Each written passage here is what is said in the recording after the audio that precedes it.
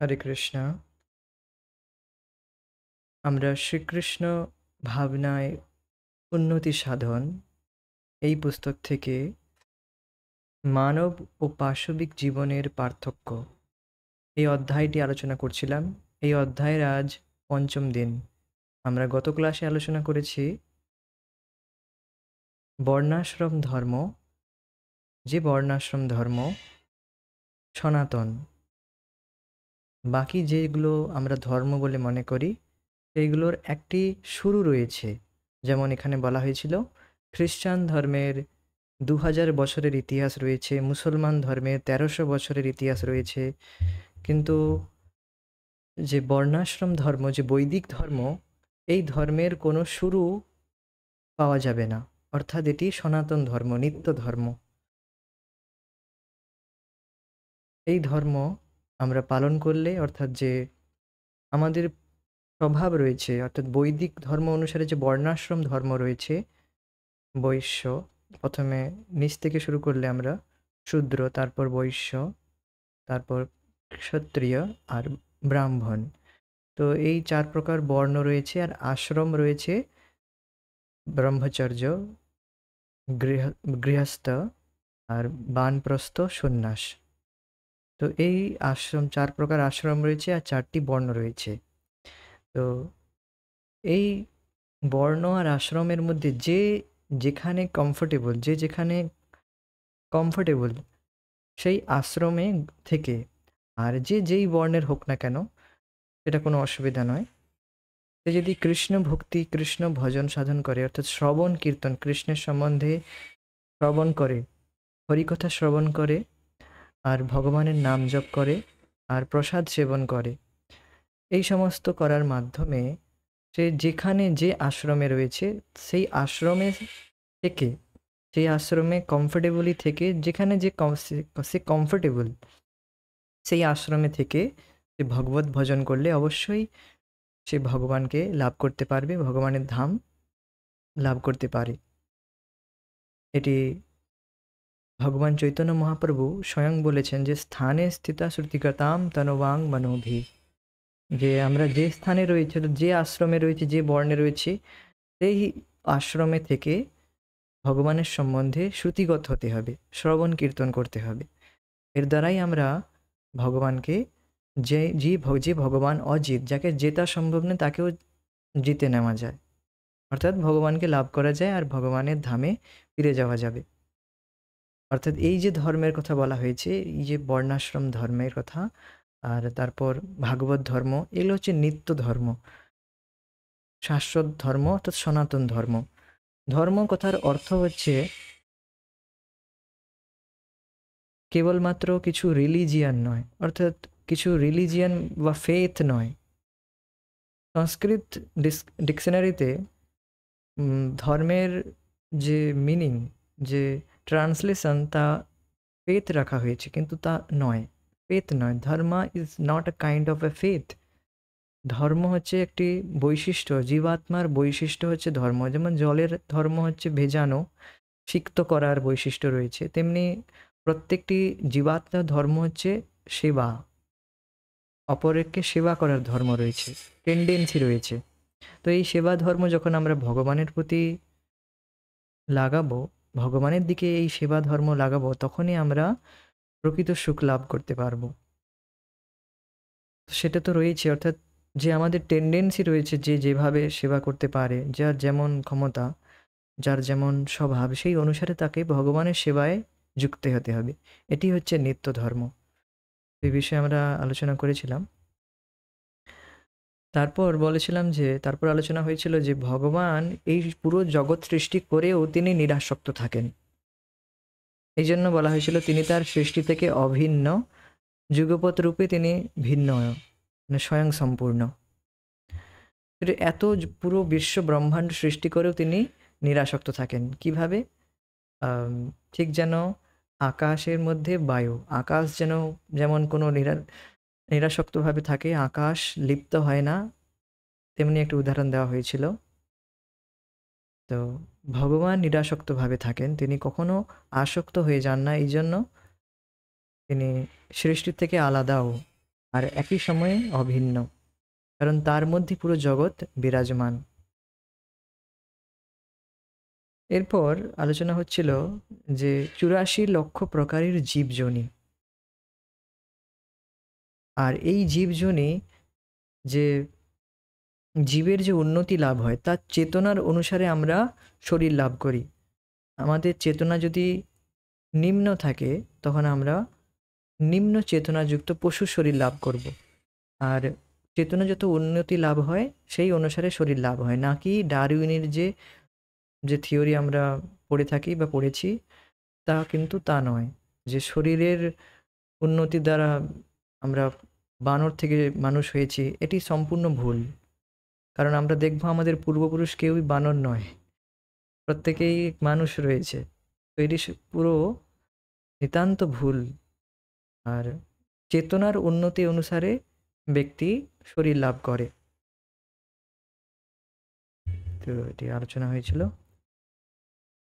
এরপর শ্রীমদ্ ভগবদ গীতা থেকে দুটো শ্লোক শুনেছিলাম, যেখানে ভগবান বলছিলেন যে কল্পের অবসানে সমস্ত জড় সৃষ্টি আমারই প্রকৃতিতে প্রবেশ করে। কল্পের অর্থাৎ এই জগৎ ব্রহ্মাণ্ড যখন ধ্বংস হয়ে যায়, তখন এই পুরো জগৎটি অর্থাৎ এই জগৎ পুরো যে পুরো প্রকৃতি ভগবানের মধ্যে প্রবেশ করে, ভগবান মহাবিষ্ণুর মধ্যে প্রবেশ করে। আবার পুনরায় কল্পারম্ভে আবার যখন এই জগৎ সৃষ্টি হয়, তখন আমি অর্থাৎ ভগবান শ্রীকৃষ্ণ সমস্ত জীবের সৃষ্টি করে।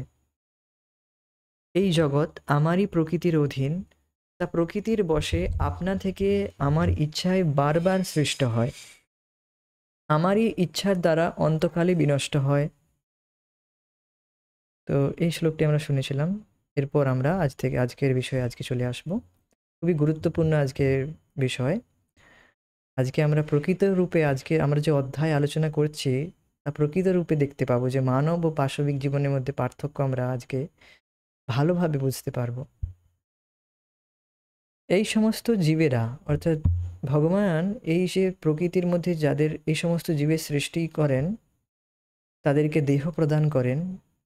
আর এই সমস্ত জীবেরা দেহ ও মন থেকে উদ্ভূত ক্লেশ সহ ত্রিতাপ ক্লেশের অধীন।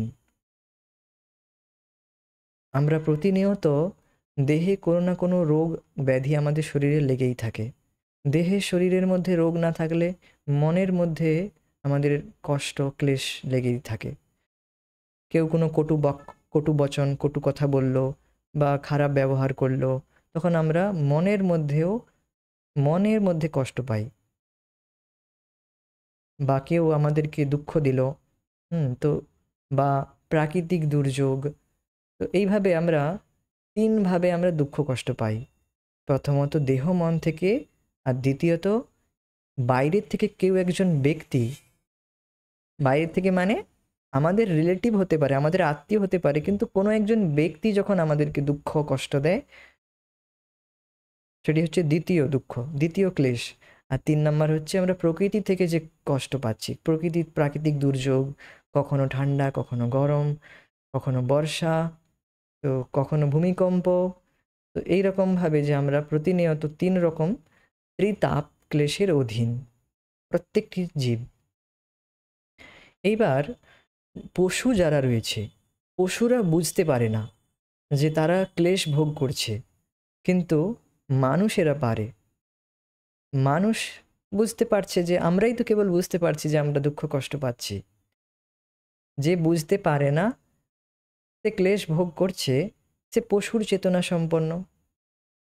এইবার যারা বুঝতে পারছে না, যারা নেগলেক্ট করছে যে ঠিক আছে যেমন চলছে চলুক না, এই রকম যারা মনে করছে বা ক্লেশ ভোগ করছে, ত্রিতাপ ক্লেশ খুব ভালোভাবে দুঃখ কষ্ট ভোগ করছে, তা সত্ত্বেও অনেকে বলে ঠিক আছে, এই সব তো চলতেই থাকে। তো যারা এই সমস্ত দুঃখ কষ্ট পেয়েও বুঝতে পারে না যে ক্লেশ ভোগ করছে তারা, সে পশুর চেতনা সম্পন্ন, সেই ব্যক্তি পশুর চেতনা সম্পন্ন। পশুরা হয়তো কসাইখানায় বলির জন্য অন্তরালে অপেক্ষা করছে, কিন্তু তারা সেটি বুঝতে পারে না। আপনারা দেখবেন একটি পশুকে যখন বলি দেওয়া হয়, তার পেছনের যে সঙ্গী রয়েছে, তার সঙ্গীরা যে সমস্ত পশুরা রয়েছে, সে কিন্তু দেখতেই থাকে। সে কিন্তু ঘাস খেতেই থাকে। তাকে যে চারাটা দেওয়া হয়, ঘাস বা যে খাদ্য দেওয়া হয়, সেই খাদ্যটা খেতে সে মগ্ন থাকে। তার এই ভ্রূক্ষেপ থাকে না দ্বিতীয় পরের স্টেপে, অর্থাৎ পরবর্তী মুহূর্তে তাকে বলি দেওয়া হবে। এটি লক্ষ্য করবেন। তাকে যে খাবারটি দেওয়া হচ্ছে সেই পশুটি সে খেতেই থাকে, সেটি খেতেই ব্যস্ত থাকে। তো কিন্তু সে এটি বুঝতে পারে না যে পরবর্তী মুহূর্তে সে বলি হবে। ঠিক তেমনি আমরা মানুষেরাও ভোগ বাসনায়, অর্থাৎ পশুরূপী যে চারা, পশু যেমন চারা খেতে অর্থাৎ ঘাস খেতে ব্যস্ত, আমরাও তেমনি জগতের যে ভোগ বস্তু ভোগ করতে আমরা ব্যস্ত। আমরাও বুঝতে পারছি না যে পরবর্তী মুহূর্তে যে কোনো সময় আমরা সেই পশুর মতো বলি হতে পারি। তো এখানে একটি রিপ্রেজেন্টেটিভ ফটো রাখা হয়েছে যে পশুর চেতনা সম্পন্ন মানুষ কিভাবে বলি দিচ্ছে একটি পশুকে, যে কিনা একসময় মানুষ ছিল। এটি কর্মের এটি ফল এখানে দেখানো হয়েছে একটু, কিভাবে পশু বলি হচ্ছে। আর একটি পশু চেতনা সম্পন্ন মানুষ কিভাবে একটি পশুকে বলি দিচ্ছে, যে কিনা একসময় মানুষ ছিল। এই মানুষটি অ্যাকচুয়ালি এই মানুষটি এই পশুটিকে বলি দিচ্ছিল, এই জন্য এই মানুষটিকে আবার পশু হতে হয়েছে। এটি হচ্ছে কর্মের সিদ্ধান্ত।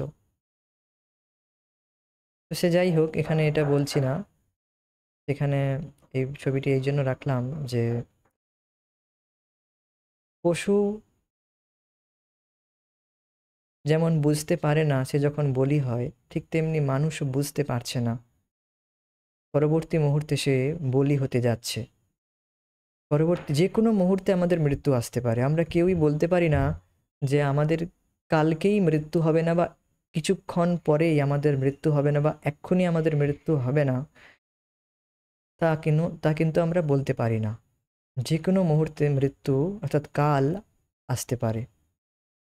মনুষ্য জীবনে আমাদের জন্ম, মৃত্যু, জরা ও ব্যাধির ক্লেশ ভোগ সম্বন্ধে অবহিত হওয়া উচিত এবং তা থেকে প্রতিবিধানের উপায় সম্বন্ধে অনুসন্ধিৎসু হওয়া উচিত। আমাদের জন্ম লগ্ন থেকেই আমরা ক্লেশ ভোগ করছি।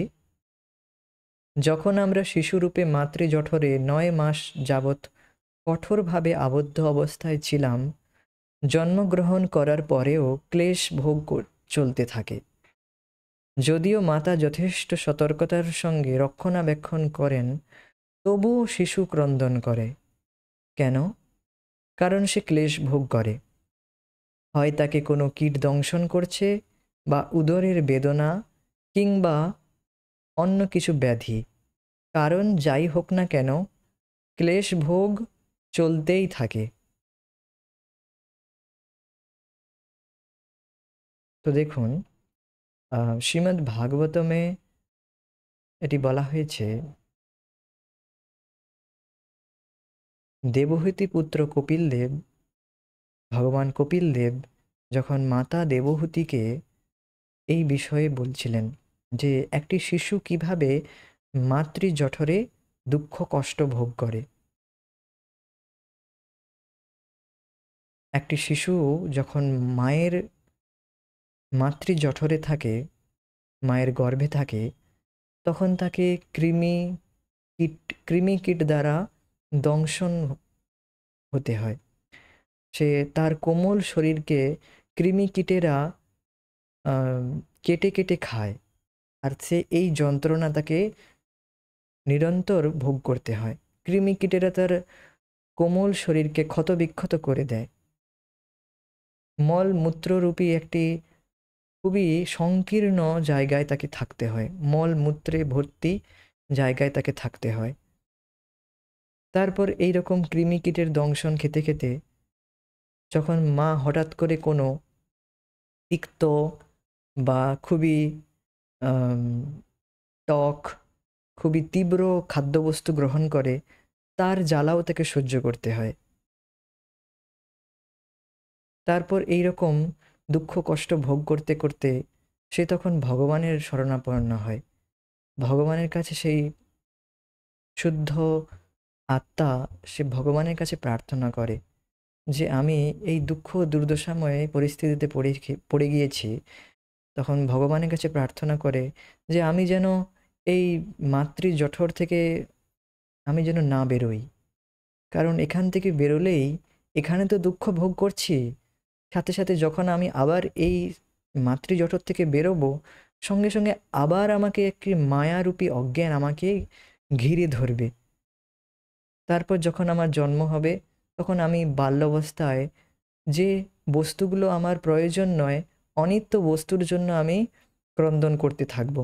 আর মায়ার দ্বারা আচ্ছাদিত হয়ে আমি ক্রন্দন করতে থাকবো। তারপর শৈশব অবস্থার পর যৌবন অবস্থায় আমি উম কাম বাসনার দ্বারা প্রভাবিত হয়ে যে, যে কামের দ্বারা নরকের জন্য নরকে যেতে হবে আমাকে যে কামের জন্য, সেই কাম বাসনায় দ্বারা আমি প্রভাবিত হব। তো এইভাবে শিশু প্রার্থনা করতে থাকে আর তারপর সে প্রার্থনা করতে, করতে যখন তার সময় হয়ে যায়, তারপর তাকে ভূমিষ্ঠ হতে হয়। আর ভূমিষ্ঠ হওয়ার সঙ্গে, সঙ্গেই সে মায়ার দ্বারা আচ্ছাদিত হয়। তারপর সে বুঝতে পারে না, সে মায়ার দ্বারা গ্রসিত হয়ে যায়। তারপর মায়ার দ্বারা গ্রসিত হয়ে যাওয়ার জন্য তাকে দুঃখ কষ্ট ভোগ করতে হয়। সে ঠিক যেন কৃমি, একটি কৃমিকীট যখন পায়খানা মলের মধ্যে নড়াচড়া করে, ঠিক তেমনি সেও নড়াচড়া করে। আর যে বড় অন্যান্য কৃমিকীটেরা রয়েছে তার শরীরে মশা, মাছি তা তাকে দংশন করে। আর পিতামাতা কিন্তু বুঝতে পারে না শিশুটি কেন দুঃখ কষ্ট ভোগ করছে। তো শিশু আরও ক্লেশ ভোগ করে যখন তার অনিচ্ছা সত্ত্বেও তাকে জোরপূর্বক বিদ্যালয়ে প্রেরণ করা হয়। শিশু পাঠ করতে চায় না, কিন্তু শিক্ষক তাকে পাঠ করতে বাধ্য করেন। আমরা যদি গভীরভাবে আমাদের জীবন বিশ্লেষণ করে দেখি, তাহলে দেখতে পাবো যে তা ক্লেশে পরিপূর্ণ। সাধারণত বদ্ধজীবীরা যথেষ্ট বুদ্ধিমান নয়, আর তাই তারা এই সম্বন্ধে কোনো রকম অনুসন্ধান না করে ক্লেশ ভোগ করতেই থাকে। তবে আমাদের বোঝা উচিত যে এই ক্লেশসমূহ রয়েছে এবং তার যদি কোনো নিরাময় থাকে, তাহলে আমাদের সেই সুযোগের সদ্ব্যবহার অবশ্যই করা উচিত।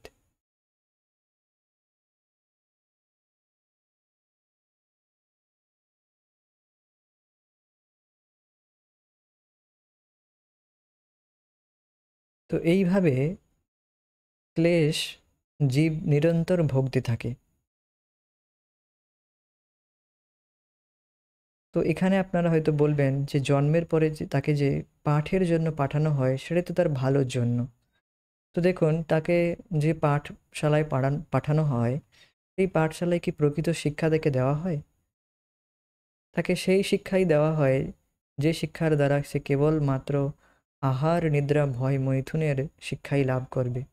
কিভাবে এইগুলো আরো ভালো করে করতে পারবে, এইটুকুই তাকে শিক্ষা দেওয়া হয়। তাকে এই মায়ার জগৎ থেকে বেরিয়ে যাওয়ার কোনো রূপ শিক্ষা দেওয়া হয় না। তো সেই বিষয়েই এখানে একটি শ্লোক শ্রীমদ্ ভাগবত থেকে বলা হচ্ছে। মহান ঋষি ঋষভদেব তার পুত্রদের উপদেশ প্রদান করছেন। এক মিনিট। তো বলছেন, হে পুত্রগণ, এই জীবনে তোমরা এই সমস্ত সুন্দর সুন্দর দেহ লাভ করেছ।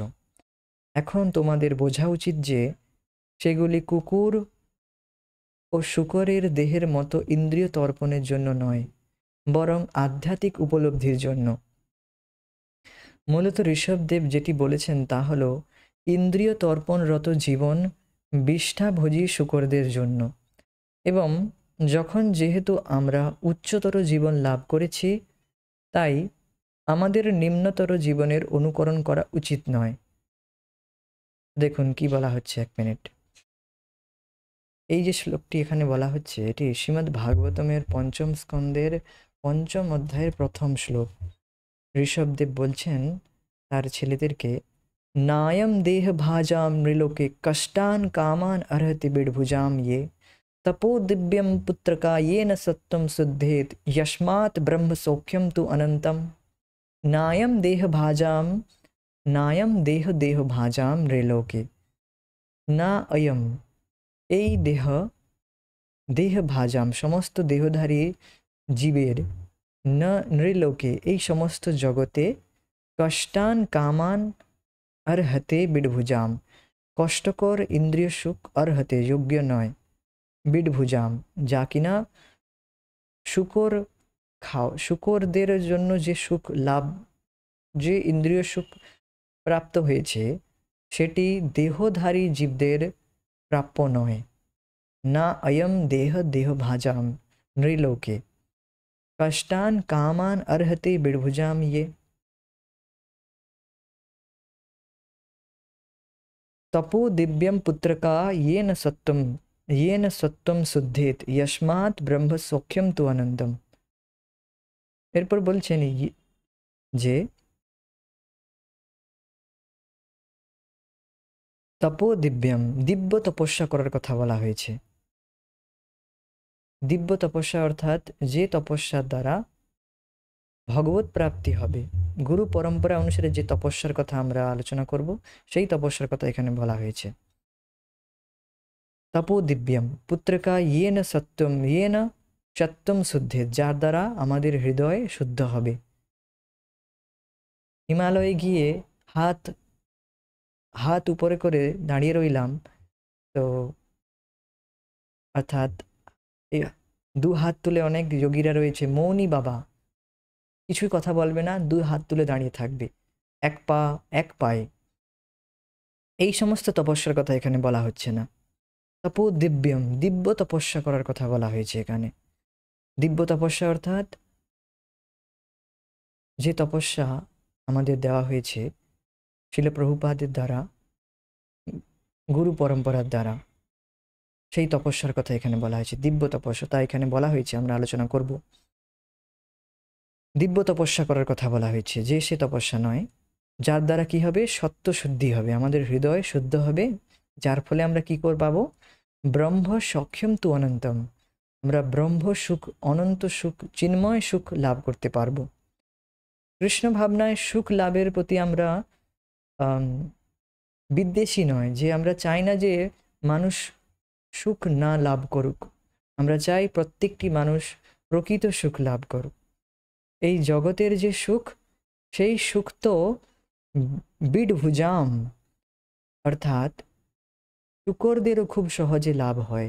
শুকর আর কুকুরেরও, যারা কিনা বিড়ভুজাম অর্থাৎ মল মূত্র খায়, যারা, যে সমস্ত পশুরা মলমূত্র কারা খায়, কুকুর শুকর এরা মলমূত্র খায়। তো এই সমস্ত মলমূত্র খাওয়া পশুরাও যে ইন্দ্রিয় সুখ লাভ করে, সেই ইন্দ্রিয় সুখ দেহধারী জীবরা, দেহ ভাজাম নিলোকে, যারা কিনা মনুষ্য দেহ পেয়েছে, তারা খুব কষ্ট করে এই সুখ লাভ করে, এই ইন্দ্রিয় সুখ লাভ করে। শিল প্রভুপাদ তাৎপর্যে বলেছেন যে মানুষ সকাল থেকে ভিড় ভরা ট্রেনে যাত্রা করে চাকরি করতে যাওয়ার জন্য, চাকরি সূত্রে বা যে কোনো কাজের সূত্রে ভিড়ে ট্রেনের মধ্যে 2 ঘন্টা সকাল থেকে বেরিয়ে যাত্রা করে যায়। তারপর ট্রেনের ভিড়ে গুঁতো খাওয়ার পর অফিসের ক্লান্তি, সেই 9টা থেকে 5টা, সন্ধ্যা 5টা 6টা পর্যন্ত। তারপর সন্ধেবেলায় 5টায় তারপর ছুটি হওয়ার পর আবার ট্রেনের মধ্যে 2-3 ঘন্টার যাত্রা। এই ট্রেনের যাত্রা পর বাড়িতে এসে কেবল আহার, নিদ্রা আর স্ত্রীর থেকে কিছুটা মৈথুন সুখ লাভ করা। আবার পরের দিন এই একই জীবন রিপিট হতে থাকে। তো তার জীবনের যে সুখ, তা কেবল আহার, নিদ্রা আর কিছুটা মৈথুন সুখের মধ্যেই তা সীমাবদ্ধ থাকে। এই যে সুখ, এটি মল খাওয়া শূকরেরও প্রাপ্ত হয়েছে। আর কুকুরদের এই সুখ, এই আহার নিদ্রা ভয় মৈথুনের সুখ খুব সহজেই লাভ হয়েছে। আর যে সুখ লাভ করতে দেহধারী জীবরা কষ্টান কামান, খুব কষ্ট করে, সারা দিন খেটে রাত্রে কেবল আহার নিদ্রা আর ভয় মৈথুনের সুখ লাভ করে, আর যা কিনা খুব কষ্ট করে লাভ করে। আর যে সুখ শূকরেরাও পর্যন্ত খুব সহজে লাভ করে, কুকুররা। তো এই সুখের পিছনে আমাদের এই সুন্দর দেহ নষ্ট করা উচিত নয়। এটি ঋষভদেব তার পুত্রদেরকে বোঝাচ্ছেন, সাথে সাথে পুরো মনুষ্য জাতিকে বোঝাচ্ছেন যে আমাদেরকে এই মনুষ্য দেহটিকে অপচয় করা উচিত নয়, যার দ্বারা এই মনুষ্য জীবন দ্বারা আমরা দিব্য তপস্যা করে অনন্ত সুখ লাভ করতে পারি। দিব্য তপস্যা কি? দিব্য তপস্যা হচ্ছে আমরা স্বেচ্ছায় তপস্যা, অর্থাৎ স্বেচ্ছায় আমরা কৃচ্ছ সাধন করব। স্বেচ্ছায় কৃচ্ছ সাধন করব, তাকেই বলা হয় তপস্যা, দিব্য তপস্যা। কি কৃচ্ছ সাধন করব? অবৈধ সঙ্গ করব না, আর কেবলমাত্র পুত্র সন্তান উৎপন্ন করার জন্যই স্ত্রী সঙ্গ করা, কেবলমাত্র, তাও কৃষ্ণ ভাবনাময় পুত্র উৎপন্ন করার জন্যই, আর কোনো নয়। দ্বিতীয়ত, নেশা অর্থাৎ মাদক দ্রব্য পান না করা। তৃতীয়ত, দূত ক্রীড়া অর্থাৎ জুয়া না খেলা। আর চতুর্থত, মাস ভক্ষণ না করা। এই 4 নিয়ম পালন করা। আর ভগবানের দিব্য নাম, হরে কৃষ্ণ কৃষ্ণ কৃষ্ণ হরে হরে, হরে রাম রাম রাম হরে হরে, এই নাম, এই দিব্য নাম জপ করা খুবই একাগ্রতার সঙ্গে। আর আমাদেরকে নাম অপরাধ থেকেও বাঁচতে হবে। তো এই দিব্য নাম জপ করা, প্রসাদ ভোজন করা, এই সমস্ত তপস্যা, এটি দিব্য তপস্যা। আসলে প্রভুপাদ বললেন দেয়ার ইজ এনাফ তপস্যা, এখানে অনেক, এটি যথেষ্ট তপস্যা রয়েছে। এইটুকুই তোমরা করলে, এইগুলোই করলে তোমরা ভগবত প্রাপ্তি করতে পারবে, ভগবানকে লাভ করতে পারবে। তো এই তপস্যার দ্বারা কি লাভ হবে? এই তপস্যার দ্বারা ব্রহ্ম সখ্যম তু অনন্তম। ব্রহ্মসুখ কি? ব্রহ্মসুখ হচ্ছে ইন্দ্রিয়ের, আমরা ইন্দ্রিয়জাত যে সুখ লাভ করি তার থেকে পরে, তার থেকে উপরে, তার অতীত যে সুখ রয়েছে, সর্বোচ্চ সুখ রয়েছে, তা হচ্ছে ব্রহ্মসুখ। আর এই ব্রহ্মসুখও অনন্ত কোটিগুণ সুখ লাভ হবে, ভক্তির সুখ। ব্রহ্মসুখকে সমুদ্রের 1 ফোঁটা জলের কণার সাথে তুলনা করা হয়েছে। যেখানে ভক্তির সুখ হচ্ছে সমুদ্রের সঙ্গে, সমুদ্রের মতো, অর্থাৎ অনন্ত সুখ, ভক্তির সুখ আমরা লাভ করতে পারবো, অনন্ত সুখ লাভ করতে পারবো। অর্থাৎ আচার্যরা, শাস্ত্র, গুরু শাস্ত্র সমস্ত কিছু আমাদেরকে অনন্ত সুখ দেওয়ার জন্য লেগে পড়ে রয়েছে। আর আমরা ছুটছি কার পিছনে? কিছু ক্ষণিকের সুখের পিছনে, যে সুখ কিনা বিডভুজম, অর্থাৎ যে মল খাওয়া পশুদেরও লাভ হয়েছে, সেই সুখের পিছনে আমরা ছুটছি। তো এখানে এটি বলা হচ্ছে, এবার আমরা পড়ি। তো সাধারণত বদ্ধজীবেরা যথেষ্ট বুদ্ধিমান নয়, আর তাই তারা এই সম্বন্ধে কোনো অনুসন্ধান করে না, যে কেন তারা কষ্ট ভোগ করছে, ক্লেশ ভোগ করছে, এই সম্বন্ধে কোনো অনুসন্ধান করে না। অনুসন্ধান না করে ক্লেশ ভোগ করতেই থাকে। তবে আমাদের বোঝা উচিত যে ক্লেশ সমূহ রয়েছে। আমাদের তথাকথিত যে বিদ্যালয়ে যে জোরপূর্বক পড়ানো হচ্ছে, যেখানে এই শিক্ষার বিষয়ে বিন্দু মাত্র পড়ানো হয় না, কেবলমাত্র ব্যক্তিকে কিভাবে এই ক্ষণিকের সুখ সে লাভ করতে পারবে এরই পিছনে পাঠানো হয়, এরই পিছনে লেগে থাকে। আর আরও তাকে অন্ধ করে দেওয়া হয়, তাকে ঈশ চেতনা, ঈশ ভাবনা, ভগবত চেতনা থেকে বিচ্যুত করে তাকে আরও যাতে ভালো করে নরকে পাঠানো যায় সেই ব্যবস্থা করা হয়। শিল প্রভুপাদ তার তাৎপর্যে বলেন যে এই যে বর্তমান যুগের যে শিক্ষা ব্যবস্থায় যে শিশুদেরকে কসাইখানায় পাঠানো হচ্ছে,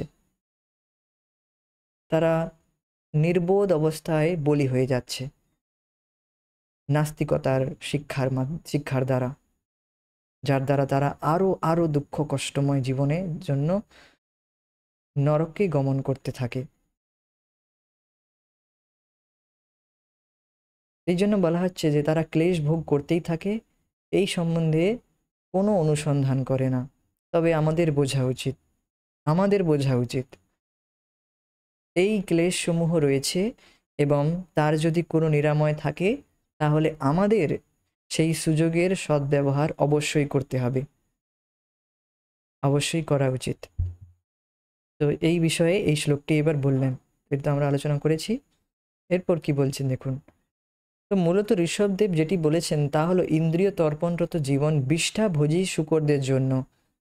এখন যেহেতু আমরা উচ্চতর জীবন লাভ করেছি, মনুষ্য দেহ লাভ করেছি, তাই আমাদের নিম্নতর জীবনের অনুকরণ করা উচিত নয়। এই পশুদের অনুকরণ করা উচিত নয়। সম্প্রতি আমরা নিউ ইয়র্কের সেন্ট্রাল পার্ক দিয়ে হেঁটে যাওয়ার সময় এটি দেখে অত্যন্ত অবাক হয়েছিলাম যে একদল আমেরিকান ছেলে মেয়ে শূকরের পূজা করছিল। আমরা যখন হরে কৃষ্ণ কীর্তন করছিলাম তখন এই সমস্ত তরুণ তরুণীরা শূকর শূকর শূকর বলে চিৎকার করছিল। বাস্তবিক পক্ষে তারা সেন্ট্রাল পার্কে শূকরের সঙ্গ নিয়ে মিছিল করছিল এবং তাদের সামনে নতজানু হয়ে প্রণাম করছিল। প্রকৃতপক্ষে তারা চেয়েছিল একজন শূকর রাষ্ট্রপতি হোক এবং তারা চেয়েছিল শূকরেরা তাদের নেতৃত্ব দিক। এটি এমন একটি পর্যায়ে চলে গিয়েছিল যে সিয়াটেল শহরের একটি সমাবেশে কতগুলি ছেলে মেয়ে বিবস্ত্র হয়ে কর্দমাক্ত অবস্থায় শূকরের সঙ্গে খেলা করছিল। এইভাবে তাদের আরাধ্য শূকর ও শূকর ছানাদের সঙ্গ করছিল।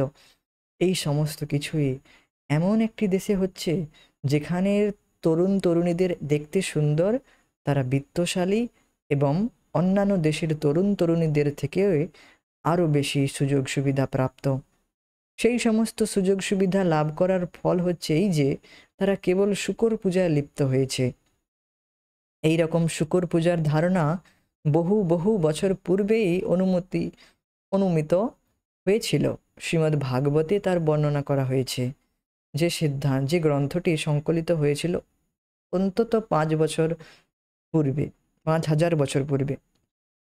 সিদ্ধান্ত হচ্ছে এই যে একটি সুন্দর পরিস্থিতির উপযোগ অর্থাৎ ব্যবহার হওয়া উচিত সুন্দরভাবে, অধঃপতিতভাবে নয়। অর্থাৎ বলা হচ্ছে এখানে শিল প্রভুপাদ এখানে বলছেন যে যখন শিল প্রভুপাদ পাশ্চাত্য দেশে প্রচার করতে গিয়েছিলেন সেখানে দেখলেন যে এই রকম পাশ্চাত্য দেশে মানুষেরা শূকরের পূজা করছে, যে যারা কিনা বিত্তশালী, সমস্ত সুযোগ সুবিধা লাভ করেছে। তো সমস্ত সুযোগ সুবিধা লাভ করার এই ফল, অর্থাৎ জাগতিকভাবে আমরা যতই সুযোগ সুবিধা লাভ করি না কেন, আমরা যদি আধ্যাত্মিকভাবে আমাদের চেতনাকে যদি না উন্নত করি, আমরাও ঠিক এইভাবেই শূকরের পূজা করতে লেগে যাব একদিন। আমি একদিন আমার এক বন্ধুকে জিজ্ঞেস করলাম যে আচ্ছা, মানুষ আর পশুর মধ্যে পার্থক্য কি? সে বলল কোনো পার্থক্য নেই, আমরাও সেই আহার নিদ্রা ভয় মৈথুন করি, তারাও করে, কোনো পার্থক্য নেই। আমি বললাম হ্যাঁ ঠিকই বলেছিস, কোনো পার্থক্য নেই, কোনো পার্থক্য নেই। তো এই রকম পার্থক্য শেষ হয়ে যাবে যখন আমরা এই রকম তথাকথিত শিক্ষা ব্যবস্থা, তথাকথিত আমরা বিত্তশালী হয়ে উঠব আর সুযোগ সুবিধা লাভ করব, কিন্তু ভগবত চেতনা আমরা জাগৃত যদি না করি, আমরা এই রকমভাবেই একদিন শূকরের পূজা করতে লেগে যাব। আমাদের উচিত আমাদের এই মানব শরীরকে সঠিক ব্যবহার করা। আর যার অনুমান শ্রীমদ্ ভাগবতমে 5,000 বছর আগে, অন্তত 5,000 বছর বলা হয়েছে, অর্থাৎ এই শ্রীমদ্ ভাগবত তো শাশ্বত, কিন্তু বলা হচ্ছে যে অন্তত 5,000 বছর পূর্বে এটি সংকলিত হয়েছিল। তো সেখানেও বলা হচ্ছে যে এইরকম মানুষ করবে। তো আমাদের এই সুন্দর দেহ উচিত, আমাদের এই সুন্দর দেহ দ্বারা দিব্য তপস্যা করা, যার দ্বারা আমরা অনন্ত সুখের অধিকারী হতে পারি। অনন্ত অর্থাৎ আনলিমিটেড আনন্দ, আনলিমিটেড সুখ লাভ করতে পারবো। বৈদিক ইতিহাস থেকে আমরা বহু মহান রাজা ও সম্রাটের কথা জানতে পারি, যারা কৃচ্ছ সাধন ও তপশ্চর্যার অনুশীলন করেছিলেন। ধ্রুব মহারাজ, অমৃষ মহারাজ এবং যুধিষ্ঠির মহারাজেরা সকলেই ছিলেন মহান রাজা এবং অত্যন্ত ঐশ্বর্যশালী, কিন্তু যুগপৎভাবে তারা ছিলেন মহান ঋষিও। এই জন্য এদেরকে বলা হয় মহর্ষি, রাজর্ষি। ভুল বললাম, রাজর্ষি। এরা রাজা প্লাস ঋষি, রাজর্ষি এরা। অর্থাৎ ঐশ্বর্য, যশ এই সমস্ত লাভ করলেও আমাদের কৃষ্ণ ভাবনা অনুশীলন করা থেকে রত হওয়া উচিত নয়। আমাদের জীবনের মূল প্রায়োরিটি, মূল যে প্রায়োরিটি, তাকে কৃষ্ণ ভাবনাকে রাখা উচিত। এইভাবে তারা দৃষ্টান্ত স্থাপন করেছিলেন। তাদের জন্য যারা উন্নত অর্থনীতি ও ভালো জীবনযাপনের সমস্ত সুবিধাসহ সুন্দর মানব জীবনের সুযোগ লাভ করেছেন। এই সুযোগের সদ্ব্যবহার করা উচিত আরও উন্নত জীবন লাভ করার জন্য, এবং সেটি সম্ভব হবে তপশ্চর্যা পালন করার মাধ্যমে। বর্তমানে আমরা জড়দেহে স্থিত আছি, কিন্তু আমরা যদি কৃষ্ণ ভাবনামৃতের পন্থা অবলম্বন করি তাহলে আমাদের চেতনা শুদ্ধ হবে। যদিও আমাদের আমেরিকান ও ইউরোপিয়ান নবীন শিক্ষার্থীরা স্বেচ্ছায় কৃষ্ণ ভাবনার অনুশীলন করছে, কিন্তু এই অনুশীলন তারা অত্যন্ত খুশি, এই অনুশীলনে তারা অত্যন্ত খুশি। এই পন্থা মোটেও কষ্টদায়ক নয়, বরং সুখদায়ক। আপনারা দেখবেন এখন কৃষ্ণ ভাবনায় কত কত বিদেশি ভক্তরা আসছেন, আর তারা স্বেচ্ছায় কৃষ্ণ ভাবনায় অনুশীলন করছেন। তারা স্বেচ্ছায় আহার নিদ্রা ভয় মৈথুনের এই সমস্ত সুখ, তুচ্ছ সুখ ত্যাগ করে কৃষ্ণ ভাবনার দিব্য সুখ আনন্দ তারা লাভ করছে। তারা কিছু না কিছু তো সুখ পাচ্ছে, তাই না তারা কৃষ্ণ ভাবনাকে গ্রহণ করছে। তো এখন আমাদেরও উচিত আমাদের নিজের সংস্কৃতিকে পুনরায় জাগরিত করার। এই পন্থা মোটেও কষ্টদায়ক নয়। যদি কষ্টদায়ক হতো তাহলে কি এই আমেরিকান ইউরোপিয়ান নবীন শিক্ষার্থীরা তারা গ্রহণ করত? তারা তো সব থেকে যে ইন্দ্রিয় সুখ সব থেকে বেশি লাভ করেছিল, তবু তারা সেই সুখকে ত্যাগ করে কৃষ্ণ ভাবনা সুখ লাভ করেছে, কৃষ্ণ ভাবনা অনুশীলন করছে। অর্থাৎ ইন্দ্রিয়কে সংযত করে কৃষ্ণ ভাবনায় নিজেদেরকে লাগাচ্ছে। তারা মোটেও, তো এই যে পন্থা মোটেও কষ্টদায়ক নয়, বরং সুখদায়ক। এখন তারা উপলব্ধি করছে যে বিশুদ্ধ সত্তা পাশবিক জীবন ও মানব জীবনের মধ্যে পার্থক্য নিরূপণ করে। তো এখন তারা বুঝতে পারছে যে মানব ও পাশবিক জীবনের পার্থক্য কি। আর এই জীবনের পার্থক্য তখনই আমরা বুঝতে পারবো যখন আমরা আমাদের চেতনাকে উন্নত করব। তার আগে আমরা এই পার্থক্য বুঝতে পারবো না।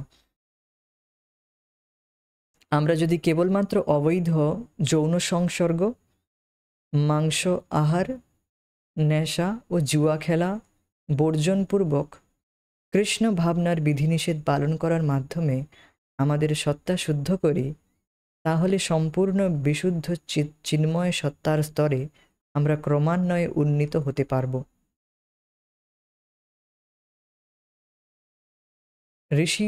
ঋষভদেব তার পুত্রদের বলেছিলেন যে একবার তারা তাদের সত্তা শুদ্ধ করলে অনন্ত আনন্দ লাভ করতে পারবে।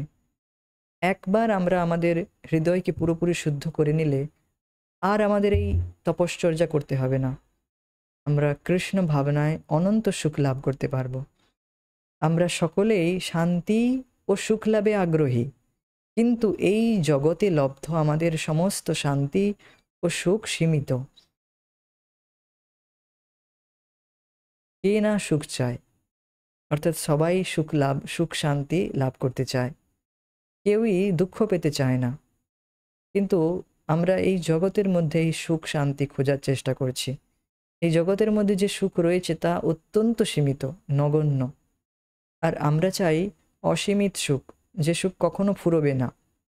আমরা সমস্ত কিছুটাই পুরাণ চাই, অর্থাৎ আনলিমিটেড চাই, যা কখনো ফুরোবে না। তাই তো আমরা সমস্ত কিছু বিষয়বস্তু যেন আমাদের আনলিমিটেড হোক, এই রকম আমরা চাই। কিন্তু এই রকম আনলিমিটেড অর্থাৎ পুরাণ অর্থাৎ অফুরন্ত সুখ তখনই লাভ হবে যখন আমরা আমাদের ইন্দ্রিয়কে নিয়ন্ত্রণ করব, দিব্য তপস্যা করব। নিজের মন গড়া তপস্যা নয়, দিব্য তপস্যা করব শাস্ত্র অনুসারে। এই যে এখানে যেরকম এখানে বলা হয়েছে যে এই রকম তপস্যা করলে আমরা অনন্ত সুখ লাভ করতে পারবো। কেবল এই তপস্যা নয়, তার সাথে সাথে হরিনাম জপ করা, সাথে সাথে প্রসাদ গ্রহণ করা, শ্রবণ করা, এই সমস্ত কৃষ্ণ ভাবনার যে বিধিনিষেধ রয়েছে সেগুলো পালনের দ্বারা আমরা আমাদের সত্তা শুদ্ধি করতে পারব। আমরা যদি আমাদের সত্তা শুদ্ধ করি এবং চিন্ময় সত্তা লাভ করি, তাহলে অপার শান্তি ও সুখের স্বাদ আস্বাদন করতে পারব। তো দেখুন, এটি একটি প্র্যাকটিক্যাল, এই নয় এটি কেবল থিওরি। তা না হলে যে আমেরিকান ইউরোপিয়ান ভক্তরা তারা যুক্ত হচ্ছে, তারা নিশ্চয়ই কোনো সুখ পাচ্ছে, তাই না তারা যুক্ত হচ্ছে। আর বাস্তবে কৃষ্ণ ভাবনায় যারা নতুন ভক্ত, যারা নতুন যুক্ত হয়েছে, তারাও সুখ পায়।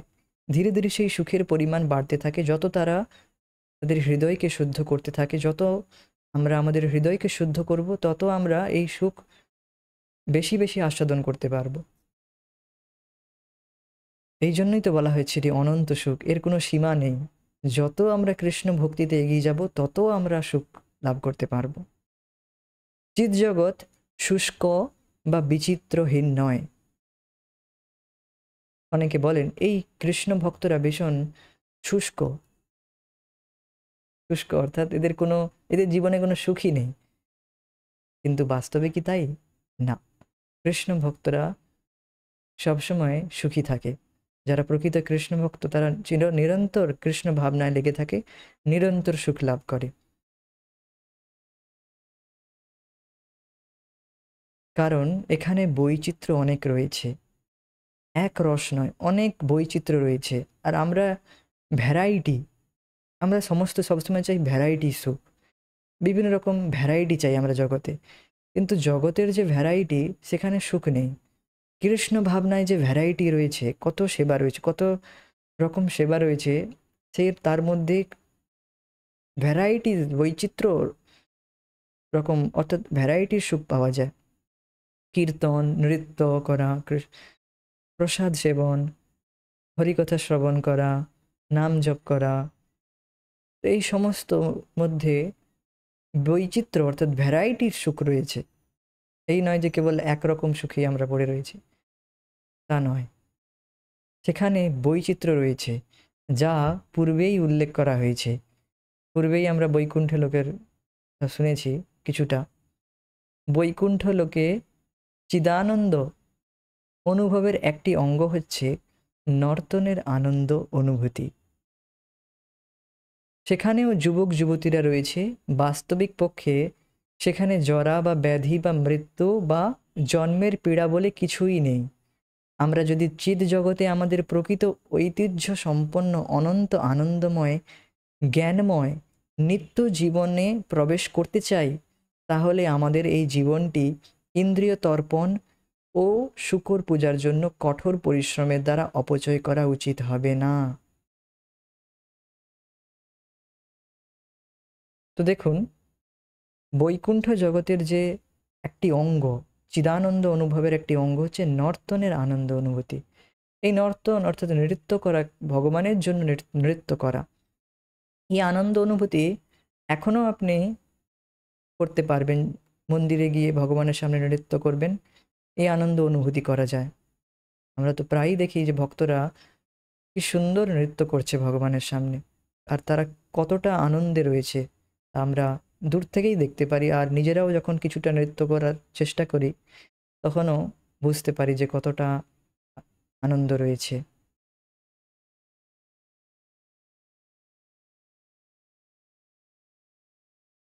তো এই জীবজগৎ যেখানে জন্ম, মৃত্যু, জরা, ব্যাধি এই সমস্ত কিছুই নেই, যেখানে অনন্ত আনন্দ রয়েছে, আনন্দের কোনো শেষ নেই। জ্ঞানময় অর্থাৎ যেখানে মায়া মোহের কোনো লেশ মাত্র নেই। আর যেখানে জীবন নিত্য, সেই জীবনটি প্রাপ্ত, এই রকম জীবন লাভ করতে হলে আমাদের কিছুটা তো তপস্যা করতে হবে।